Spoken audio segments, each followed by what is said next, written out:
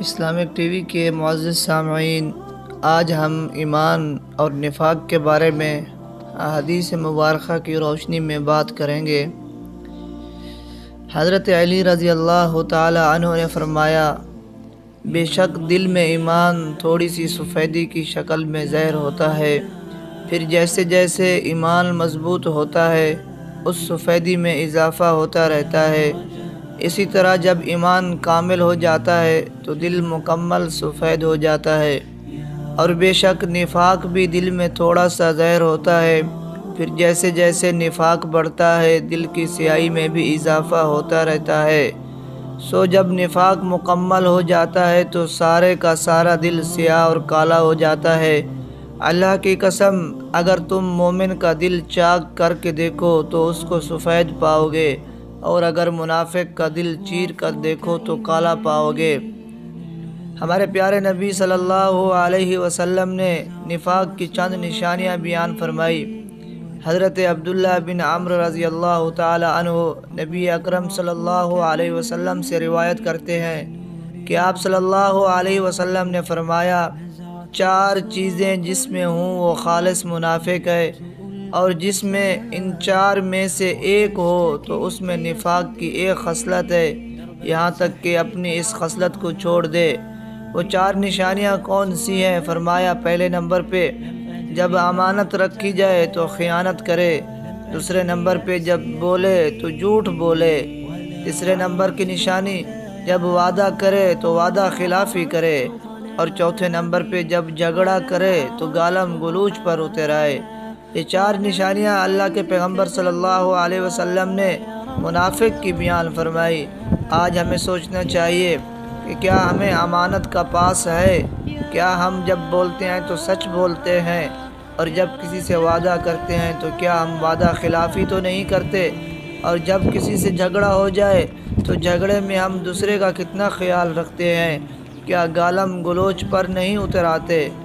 نفاق کی ایک اور علامت جو ہمارے پیارے نبی صلی اللہ علیہ وسلم نے بیان فرمائی، حضرت ابو ہریرہ رضی اللہ تعالی عنہ روایت کرتے ہیں کہ پاک پیغمبر صلی اللہ علیہ وسلم نے فرمایا، جو اس حال میں مر گیا کہ نہ جہاد کیا اور نہ جہاد کے لیے خود کو تیار کیا، وہ نفاق کی ایک خصلت پر مرا، یعنی اس کے اندر نفاق کی ایک عادت موجود ہے۔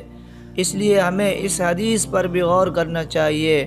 اسی طرح علامہ سندھی رحمۃ اللہ علیہ اس کی تشریح میں فرماتے ہیں کہ اور نہ خود کو جہاد کے لیے تیار کیا۔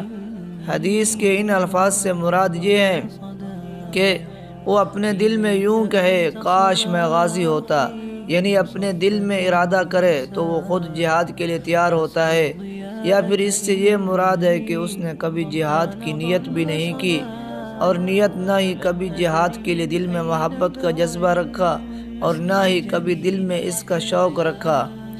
اسی طرح اس حدیث کے معنی یہ بھی ہیں کہ اس نے زندگی میں کبھی جہاد کا ارادہ نہیں کیا، اور نہ یہ کہا کہ کاش میں مجاہد ہوتا، اور نہ کبھی جہاد میں نکلنے کا ارادہ کیا، تو ایسے شخص بھی منافقوں کی ایک نشانی ہے۔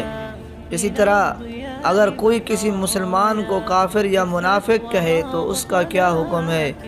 حضرت عبداللہ بن عمر رضی اللہ تعالی عنہ نبی اکرم صلی اللہ علیہ وسلم کا فرمان روایت کرتے ہیں، جب کسی مسلمان نے دوسرے مسلمان کو کافر کہا تو ان دونوں میں سے ایک کافر ہے، یعنی یا تو کہنے والا کافر ہے یا تو جس کو کہا گیا وہ کافر ہے۔ اب اگر جس کو کافر کہا گیا اگر وہ واقعی کافر ہے تو یہ کہنے والا سچا ہے، لیکن اگر وہ ایسا نہیں ہے اور کہنے والے نے اس کو کافر کہا تو اس کہنے والے پر یہ کفر لوٹے گا، یعنی یہ جو کفر کا الزام اس نے دوسرے بھائی پر لگایا ہے تو یہ الزام اس پہ خود لوٹے گا۔ اسی طرح کسی دوسرے مسلمان کو بغیر ثبوت کے منافق کہنا بھی اسی طرح ہے۔ جب کوئی دوسرے مسلمان کو منافق کہتا ہے تو اگر وہ حقیقتاً منافق ہو تو ٹھیک ہے، لیکن اگر وہ منافق نہ ہو تو یہ اپنی بات اس پہ لوٹ کے آتی ہے۔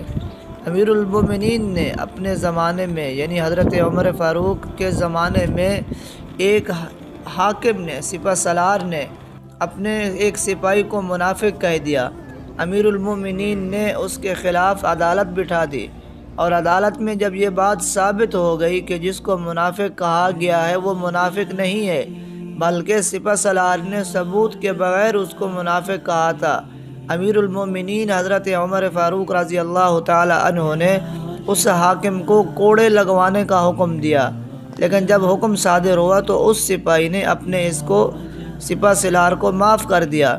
دوستو، یہ سوچنے کی بات ہے، ہمارے لیے بہت احتیاط کی ضرورت ہے۔ صرف شک کی بنیاد پر کسی کے بارے میں ایسی بات نہیں کہنی چاہیے، صرف شک کی بنیاد پر کسی کو منافق یا کافر نہ کہا جائے۔ ہاں، اگر آپ کے پاس ٹھوس ثبوت ہوں تو پھر آپ کو اس بات کے کہنے کی ہمت ہونی چاہیے۔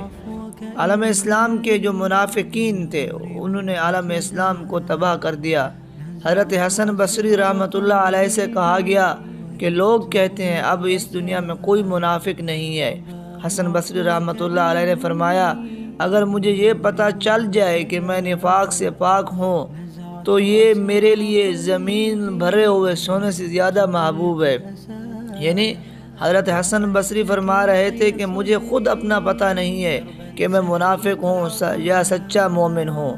تو ہمیں اس اپنی باتوں پر، اپنے زمانے پر غور کرنا چاہیے، کہیں ہمارے اندر تو منافقوں کی نشانیاں نہیں ہیں؟ کیا ہمارے اندر یہ امانت کی خلاف ورزی، وعدے کی خلاف ورزی، جھوٹ بولنا تو موجود نہیں ہے؟ اس لیے اپنے بارے میں اللہ تعالیٰ سے ہر انسان ڈرے کہ کہیں ہمارے اندر کفر کی علامات یا منافقت کی علامات تو نہیں ہے۔ حضرت ابو ملیکہ رحمۃ اللہ علیہ بہت بڑے تابعی تھے، فرماتے ہیں کہ میں نے نبی اکرم صلی اللہ علیہ وسلم کے 30 صحابہ کی زندگی پائی، یعنی 30 صحابہ کو زندگی میں دیکھا، وہ سب اپنے بارے میں اس بات سے ڈرتے تھے اور خوف رکھتے تھے کہ کہیں ان کے دل میں نفاق موجود نہ ہو۔ ان میں کوئی بھی ایسا نہیں تھا، ان 30 صحابہ میں کوئی بھی ایسا نہیں تھا جو یہ کہتا ہو کہ میرا ایمان حضرت جبرائیل اور میکائیل جیسا ہے۔ جب پیارے پیغمبر کے 30 صحابہ اپنے بارے میں، اپنے ایمان کے بارے میں ڈرتے تھے تو ہمیں آج اس زمانے میں زیادہ خوف رکھنا چاہیے۔ اللہ تعالیٰ سے دعا ہے کہ اللہ تعالیٰ ہمیں حدیث مبارکہ پر عمل کرنے کی توفیق عطا فرمائے اور اللہ ہمیں کفر اور نفاق سے بچائے۔